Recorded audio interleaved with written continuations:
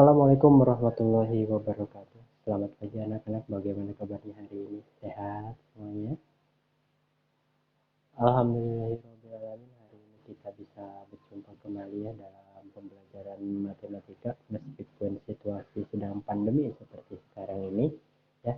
Dan hari ini kita melaksanakan pembelajaran secara virtual atau daring ya. Nah, untuk selanjutnya marilah kita berdoa terlebih dahulu, semoga apa yang kita kerjakan hari ini mendapatkan ridho dari Allah Subhanahu wa Ta'ala. Ya, berdoa silakan dipimpin oleh Didan. Silakan Didan. Oke, terima kasih Didan ya, sudah memimpin doanya. Baik, selanjutnya silakan kalian mengisi absensi terlebih dahulu ya dari link yang sudah saya sediakan di chat room. Sebentar.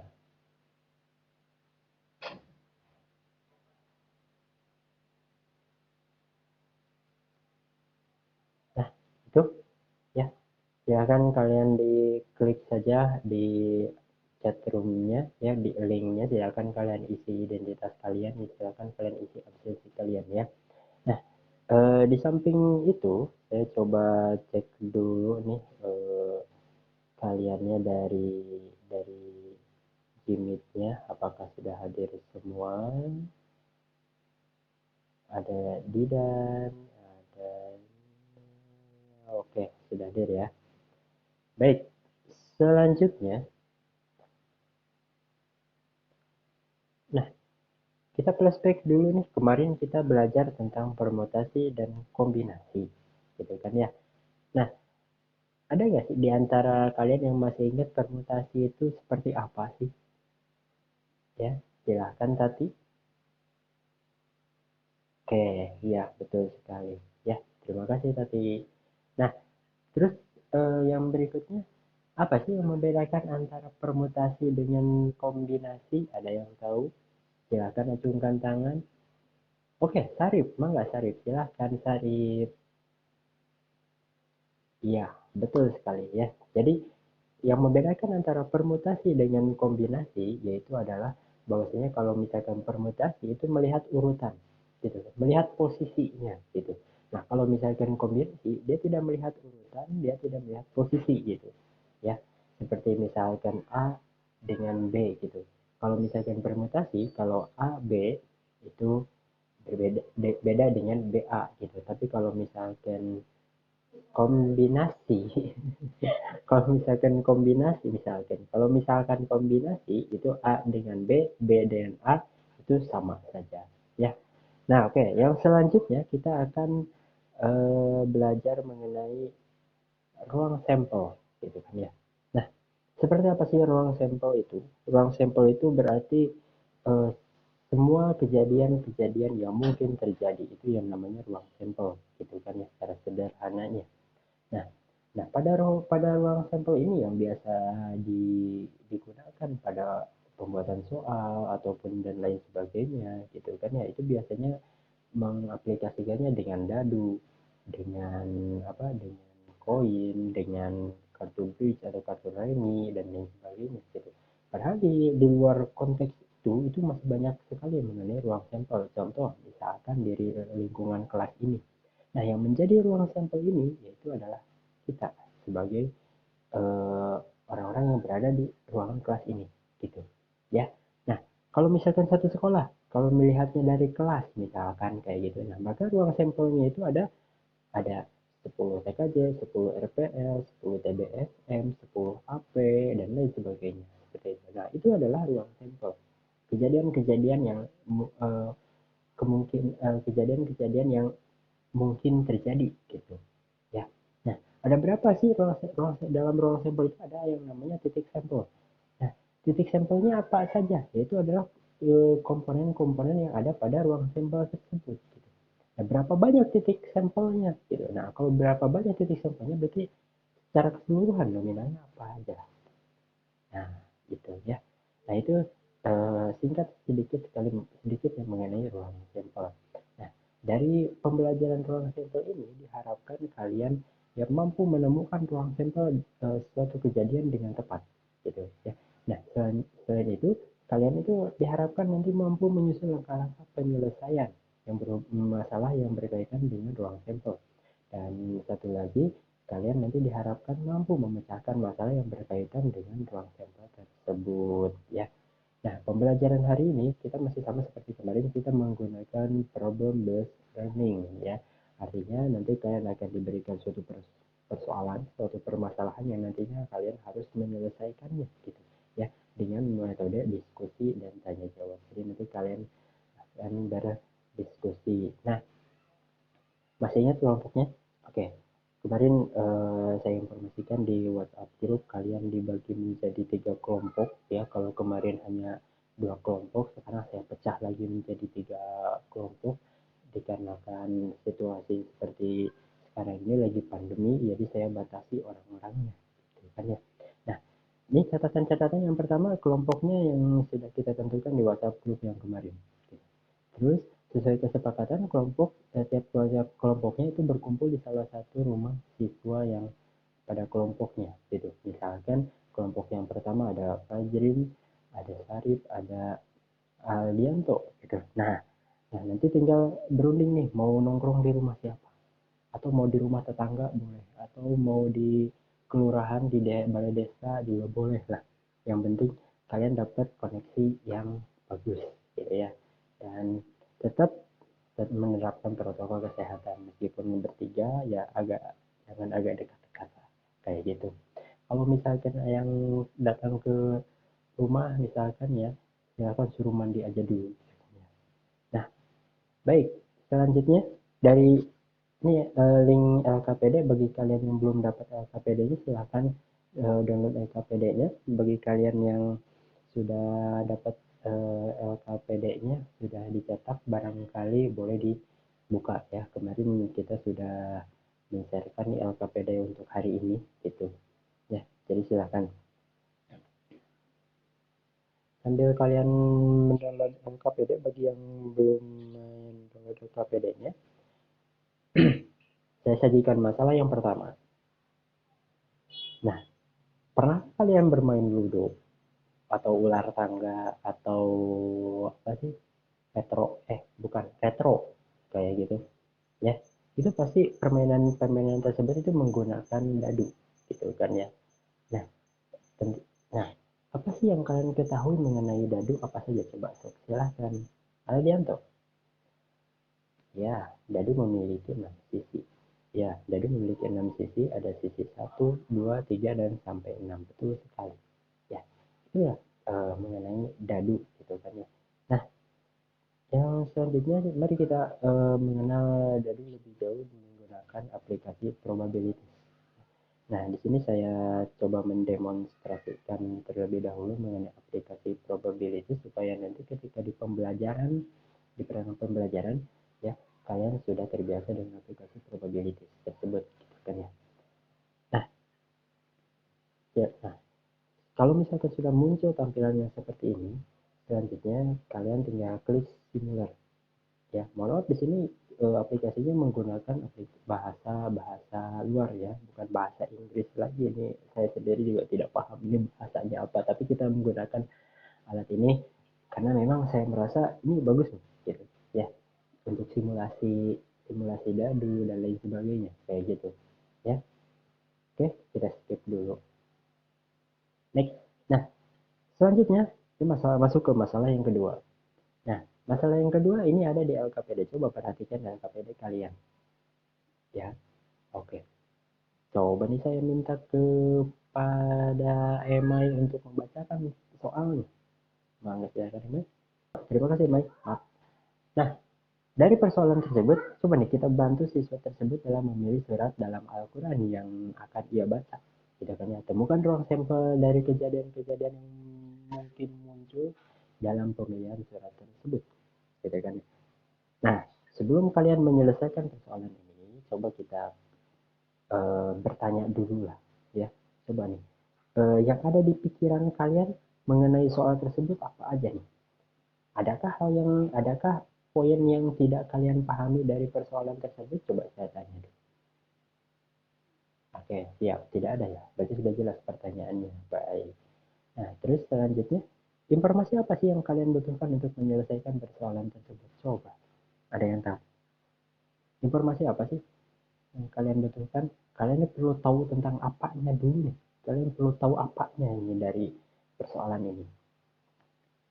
Ya, materi, ruang sampelnya tentunya. Oke, siap. Nah, selanjutnya, mari kita kelola dulu kelompok kalian ya. Kita tentukan dulu siapa ketuanya, itu dan pengumpul informasi, penyaji dan lain sebagainya, gitu kan ya. Dan nanti silakan kalian lakukan tugasnya sesuai jobnya, gitu kan ya. Nah, ini berhubung cuma ada 3 orang ya, berarti tidak ada ketua, orang udah langsung ingat aja siapa yang mengumpulkan informasi siapa, lalu yang eh, apa, yang mengerjakan siapa, ataupun yang bagian menyaji atau presentasinya siapa, gitu kan ya. Karena nanti seperti biasa, seperti yang kemarin-kemarin kita lakukan, kita akan mempresentasikannya menggunakan PowerPoint ya. Jadi tetap WPS Office-nya jangan dulu diinstal dari HP kalian, gunakan itu. Oke, silahkan kalian kumpulkan informasi yang kalian butuhkan untuk menyelesaikan persoalan tersebut. Ya, silahkan dimulai diskusinya. Ya, di LKPD sudah ada rangkaian-rangkaian kegiatan yang perlu kalian kerjakan. Bisa di LKPD ada rangkaian-rangkaian langkah-langkah yang eh, perlu kalian isi untuk menjawab persoalan tersebut. Ya, silahkan. Jangan lupa untuk kameranya tidak dinonaktifkan ya. Maksudnya ya jangan dinonaktifkan gitu. Kameranya tetap on ya. Dan sesekali saya minta kalian untuk men-shoot hasil kerja kalian atau kegiatan diskusi kalian ya. Karena nanti itu akan jadi penilaian bagi saya ya. Bagi kalian yang nantinya berdiskusi seperti itu. Ya, di sini tuh misalkan ada 3 orang ya, 3 orang, 3 orang. Nah, satu kamera atau 2 kamera difokuskan ke kegiatan kalian. Ketika kalian ngumpul, misalkan ngumpul di sini 3 orang ya, satu simpan kameranya di atas supaya kelihatan 3 orang itu lagi meriung, lagi mengerjakan. Yang satunya digunakan untuk pembuatan PowerPoint, atau yang satunya itu untuk apa, menggunakan probabilities gitu ya, seperti itu. Nah, tapi tetap aplikasi Gmeet-nya jangan di off, jangan leave dari Gmeet ya, cukup di skip saja. Ya, silahkan berdiskusi. Coba nih saya cek. Kelompok 1, simpan kameranya yang jelas ya, biar biar saya bisa melihat aktivitas kalian nih. Nah, oke, bagus. Ya kelihatan nih semua personil hadir semua ya. Oke. Kelompok 2. Nah, ini kelompok kelompok 2. Kelompok, oh ya nak, dari namanya harus ditulis ya, misalkan nama nama akunnya misalkan Fajrin, di kasih embelnya Fajrin kelompok 1 gitu ya. Atau kalau misalkan udah terlanjur nggak apa-apa lah, saya masih ingat ya, masih tahu gitu yang mana kelompok 1, mana kelompok 2. Oke, saya coba ke kelompok 3 dulu nih. Kelompok 3, hai hai hadir. Oke, lagi meriah-meriahnya ya kalian diskusi. Oh, mohon maaf nih, kita potong dulu diskusi kalian. Saya coba nih sumber informasi apa sih yang kalian gunakan? Sumbernya apa aja nih untuk yang kalian baca, yang kalian cari informasi? Ya, sip, bagus.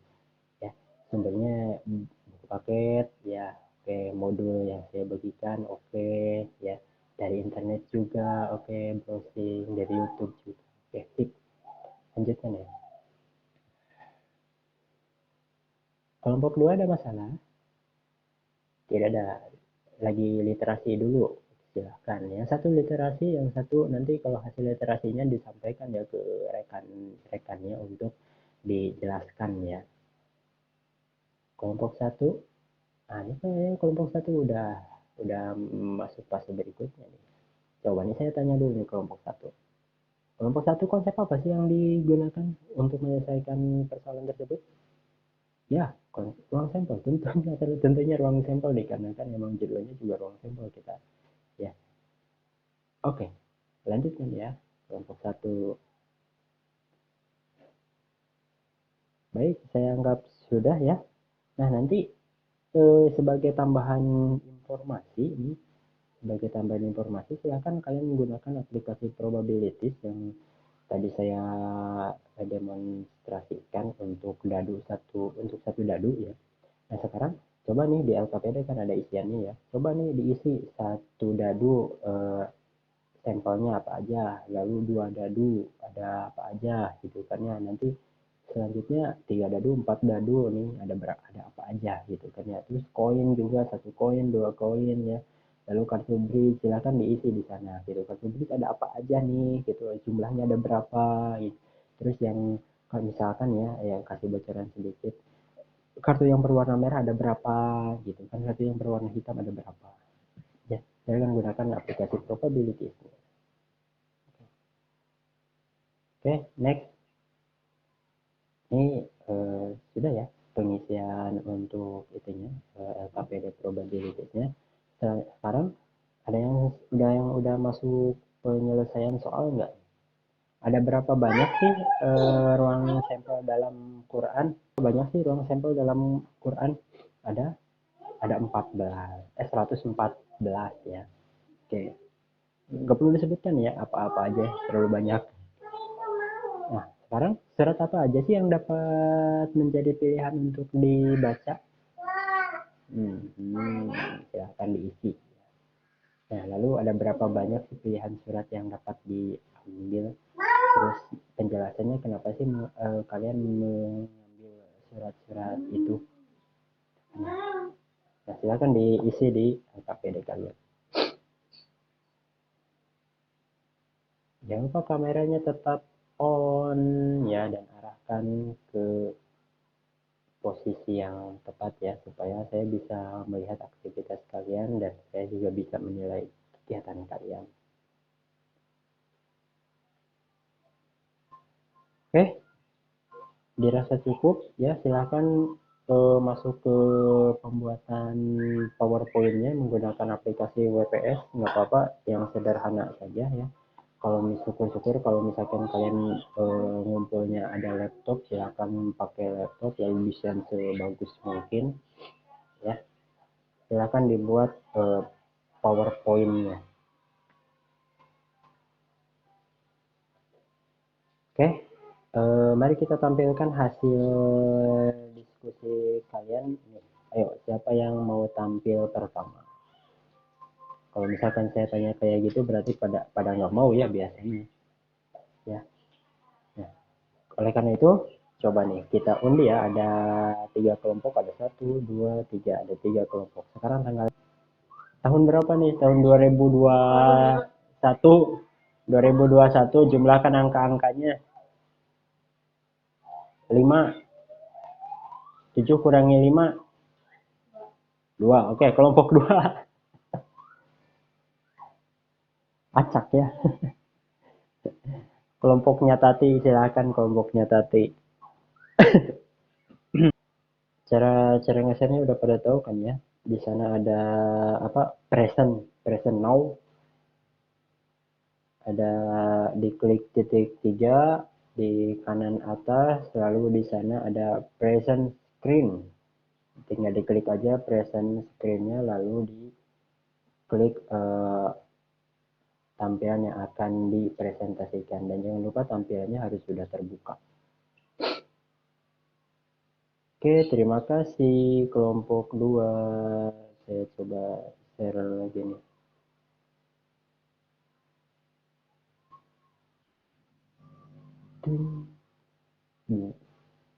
Nah, selanjutnya dari hasil diskusi tadi ya lumayan bagus, menarik ya. Karena memang tiap tiap orang punya pandangannya masing-masing gitu kan ya. Nah, sekarang coba nih kayak kita simpulkan. Simpulkan apa sih yang dari pembelajaran hari ini, apa sih yang kalian dapatkan dari Apa sih yang kalian peroleh dari pembelajaran hari ini? Coba. Oke, yang pertama pusing, nggak apa-apa. Yang lainnya, emang nggak? Nggak ngerti juga, oke, tidak apa-apa. Ya nanti kita ada remedial kan? Iya betul. Ya, jadi ruang sampel, ruang sampel itu adalah suatu himpunan ya. Satu himpunan di sana ada ruang sampel, ada titik sampel gitu kan, dan ada jumlah dari titik sampelnya ya. Nah, ini kesimpulan yang kesimpulan dari yang saya rangkum ya untuk kalian. Jadi bahwasanya yang ruang sampel itu adalah himpunan dari semua hasil yang mungkin pada suatu percobaan ya. Itu yang namanya ruang sampel. Nah, jadi sesuatu yang mungkin muncul, mungkin terjadi itu yang namanya ruang sampel secara keseluruhan. Nah, notasinya ditulis S gitu kan ya. Dan anggota-anggota S itu, anggota-anggota himpunan itu disebut titik sampel ya, dengan notasinya N dalam kurung S ya. Nah, di sana nantinya itu ada menentukan banyak kemungkinan kejadian dari berbagai situasi dan menuliskan himpunannya. Nah, itu kesimpulan hari ini. Next. Selanjutnya, ayo coba selesaikan persoalan pada LKPD poin G ya. Secara individu tentunya. Ini masing-masing tidak boleh ada yang kerjasama karena nanti nilainya pun juga nilai individu bukan nilai kelompok. Kalau tadi LKPD dari hasil presentasi itu nilai kelompok ya. Silahkan dikerjakan, waktunya 10 menit cukup. Dikerjakan di buku, nanti hasilnya di foto, dikirimkan ke WhatsApp Japri. Nah ya, kalau sudah langsung kirim di Japri ya, nanti saya cek dulu.